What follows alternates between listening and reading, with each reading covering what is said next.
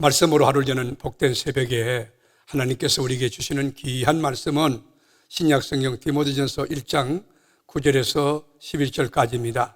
온라인을 동참하는 여러분도 다 함께 성경을 펴주시고 같이 말씀 속으로 들어가 보실까요? 알 것은 이것이니 율법은 옳은 사람을 위하여 세운 것이 아니요 오직 불법한 자와 복종하지 아니하는 자와 경건하지 아니한 자와 죄인과 거룩하지 아니한 자와 망령된 자와 아버지를 죽이는 자와 어머니를 죽이는 자와 살인하는 자며 오명하는 자와 남색하는 자와 인신매매를 하는 자와 거짓말을 하는 자와 거짓 맹세하는 자와 기타 바른 교훈을 다스리는 자를 위함이니 이 교훈은 내게 맡기신 바 복되신 하나님의 영광의 복음을 따름이니라. 아멘. 영계의 거성 사도 바울은 자기 자신에 대하여 이렇게 신앙으로 고백합니다. 나는 예수님의 종이라고, 나는 그리스도의 사도라고. 사도가 뭐지요? 부르심을 받은 자 아닙니까? 그러면서 영적인 아들 디모데에게도 이 그런 자로 부름받은 자임을 상기시키고 그렇게 예수의 종으로 살 것을 권합니다. 바울은 디모데를 가리켜 참아들이라고 부르면서 친밀감을 표현합니다. 사도 바울이 제2차 전도여행 때 죽을 뻔했다가 살아난 그 현장에 여러분 얻은 믿음의 아들이 디모데입니다. 디모데는 바울을 존경했고 바울을 따랐고 바울을 신뢰했습니다. 바울과 함께 있기를 원했습니다. 그러나 바울은 매몰차게 에베소에 남겨둡니다.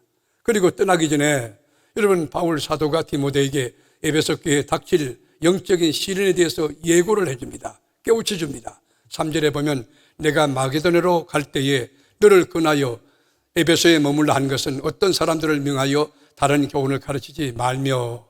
여러분 목회의 병법과 우리를 가르칩니다. 정말 좋은 멘토였습니다.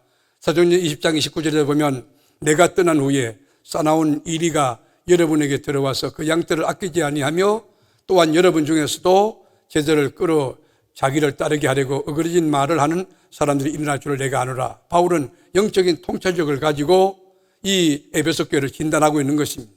에베소 교회에 엄밀하게 들어오는 이단 사이비들이 들어와서 이 신화와 족보 이야기를 가지고 논쟁을 일으켜서 교회 공동체를 흔든다는 것이에요. 복음에서 떠나게 한다는 것입니다. 여러분 논쟁하는 것은 하나님의 경륜을 이루는 것보다 분열로 흐르게 합니다. 그러니까 우리가 교회에서 하나 되게 하는 것, 진리도 하나고 성령도 하나 되게 하는 것을 위하여 평화의 사도로서 이 평화를 지켜나가는 노력들이 필요한 거죠. 4절에 보면 신화와 끝없는 족보에 몰두하지 말게 하려 함이라.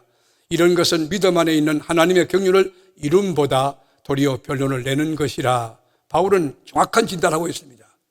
교회는요 하나가 되고 분열해서 안 되는 것이죠. 논쟁하는 것도 그 위험한 것이죠. 제가 성경 공부를 가르칠 때 의도적으로 하는 게 있습니다. 신학적인 것은 제가 의도적으로 피합니다. 하나님의 말씀을 말씀으로 받는 그런 태도, 우리가 이 성경 공부에서 학자가 되려고 하는 게 아니에요. 하나님의 일꾼 그리스도의 사람으로 거듭나고 세워지기 위해서 성경 공부하는 목적 아니겠습니까?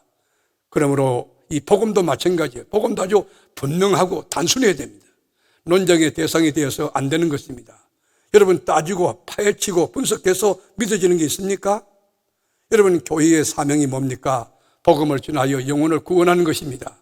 여러분 논쟁을 벌이는 거 아닙니다. 지적인 유해를 즐기는 것이 아닙니다. 가장 중요한 것은 하나님의 말씀을 권위를 가지고 그 복음을 복음답게 말씀을 말씀답게 하는 것이에요. 그런데 율법주의자들은 자기들이 알고 있는 지식을 절대화합니다. 그걸 전부로 알고 열심히 지킵니다. 거기에 대해서 자부심을 갖고 우쭐댑니다. 교만합니다. 그리고 누군가에게 가르치려고 하는데 그 자체가 잘못된 것 아닙니까? 그래서 스스로 선생이 되려고 합니다. 위험한 태도입니다. 그래서 야고보 선지는 많이 선생이 되지 말라고 권고한 것입니다. 왜입니까? 여러분 그렇게 살면 하나님의 큰 심판이 있기 때문이라는 거죠. 율법주의자들은 누구에게 배우려는 의지가 없어요. 일일학 정신이 없어요. 수용적 태도가 없어요. 신앙생활은 여러분 율법이냐 은혜냐 이게 굉장히 중요하죠. 율법적으로 사느냐 은혜적으로 사느냐 매우 중요한 관건입니다. 우리가 6일 동안 땀 흘려서 들판에서 직장에서 일하다가 주일날 교회 와서 하나님 전에서 하나님을 만나면서 하나님 예배하면서 참된 안식을 누리는 것 얼마나 감사하고 감격스럽고 여러분 복된 일입니까? 영적인 자유인이 되는 거죠. 하늘의 신령한 복을 받는 거룩한 시간 아닙니까? 능력을 받습니다. 하나님의 응답을 받습니다. 치유를 받습니다. 회복이 됩니다. 그런데 여러분 종일토록 일을 하다가 아유 주일 되면 이거 어떻게 하나? 그건 율법이죠. 무거운 짐이 되는 거죠. 여러분 종일 일을 하고 난 뒤에 여러분 이 마음을 푹 놓고 영육간에 안식을 누리면서 교회 와서 하나님을 찬송하고 기도한다면 그건 진정한 자유인이지요.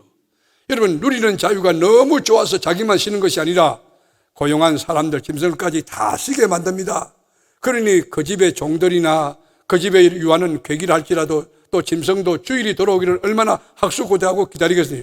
야 우리 주인 보니까 주일날 너무 행복한데 정말 자유한데 기쁨이 충만한데 언제 주일이 돌아오나. 주일이 오면 나도 이제 쉴 수 있고 나도 하나님 교회 갈 수 있을 텐데. 이것이 진정한 자유입니다. 율법적으로 산다는 것은 묶이는 것입니다. 무거운 것입니다. 의무감으로 교회 나오는 것입니다. 체면 때문에 예배를 참석합니다. 정말 불쌍하기 거지없는 미성숙한 그리고 영적으로 병든 크리스찬이 아닐까요? 주님을 사랑하면 주님의 법도 사랑하게 되어 있습니다. 주님이 좋으면요 교회에 있는 우리 여기 집사님들 또 전도사님 목사님들 다 귀하게 보입니다. 우리는 예수님으로 인하여 죄와 사망의 법에서 자유함을 얻은 사람이기 때문에 감사함으로 말씀에 순종해야 합니다. 옳게 살아가는 사람에게는 이 법은 선한 것입니다. 8절에 보면 그러나 율법은 사람이 그것을 적법하게만 쓰면 선한 것임을 우리는 아노라. 복음이 복음되게 하려면 율법이 무엇인지 율법의 역할과 기능이 뭔지를 분명히 알아야 됩니다. 바른 지식은 바른 신앙을 형성할 수 있기 때문입니다. 율법을 통해서 인간이 죄인 것을 압니다. 무엇이 죄인지 아는 것입니다. 우리가 형법이 뭡니까? 무엇이 죄가 되느냐? 그 죄는 어떤 법이 적용되느냐? 그것이 형법 아닙니까? 율법도 마찬가지예요. 이 율법이 왜 필요하냐? 무엇이 죄냐를 가르쳐 주는 거예요. 우리 인간이 죄라는 거예요. 우리 인간은 다 죄인이기 때문에 다 사망에 던져져야 될 실존이라고 성경은 율법은 가르치고 있어요. 그런데 여러분 절대적으로 구원에 도달하려고 하면 은혜가 필요하다는 것을 가르치는 것, 그것도 율법의 기능입니다. 그래서 율법을 바르게 이해하며 영광의 복음을 만나게 되면 감격할 수 있고 자유할 수 있습니다. 바울의 이야기를 들어보죠. 11절 이 교훈은 내게 맡기신 바 복되신 하나님의 영광의 복음을 따름이니라. 오늘도 거짓은 사탄은 여러분 거짓 복음을 가지고 교회를 뒤흔듭니다. 공격할 수 있습니다. 다른 교훈은 율법주의의 신화나 족보 이야기입니다. 그러나 바른 교훈은 영광스러운 복음입니다. 기쁜 소식입니다. 하나님의 부르심을 잊고 그리스도의 일꾼된 우리 그리스도인은 복음도 율법도 복음으로 해석해야 됩니다. 오직 복음만을 전하며 복음 안에서 복음적인 삶을 살아가는 지혜가 필요한 것입니다. 말씀으로 하루를 여는 이 복된 새벽, 사랑하는 교우 여러분, 율법의 그 기능, 존재 목적을 분명히 이해하고 나는 죄인이었구나 깨닫고 오직 예수로 구원받아야 될 대상임을 알고 구원받은 감격, 구원받은 확신을 가지고 주님과 교회를 위해서 또 성도를 섬기며 지역사회를 섬기며 기쁨으로 행복을 노래하며 살아가는 사랑하는 교우 여러분들이 다 될 수 있기를 주님의 이름으로 축복합니다. 기도하겠습니다. 주님, 우린 그리스도인입니다. 하나님의 자녀입니다. 율법을 복음으로 해석해낼 수 있는 영적인 힘과 능력과 지혜를 주시고 어떤 상황 가운데도 하나님의 일이 즐겁고 기쁨이 될지언정 짐이 되거나 무거운 것이 되지 않도록 하나님, 그래서 우리가 시간을 뛰어넘고 우리 체력을 뛰어넘고 거리를 뛰어넘고 상황을 뛰어넘고 그리스도께로 향하여 돌진하는데 거기에 주님의 영광이 있고 거기서 만나는 주님이 얼마나 감격을 주는지 기쁨을 주는지 위로를 주는지 소망을 주는지 그 축복의 주인공이 능히 되게 하옵소서. 우리를 죄와 사망에서 건져내시고 하나님 자녀로서 당당하게 이 세상을 살아가게 하시는 길과 진리와 생명 되신 예수님의 이름으로 간절히 기도드립니다. 아멘.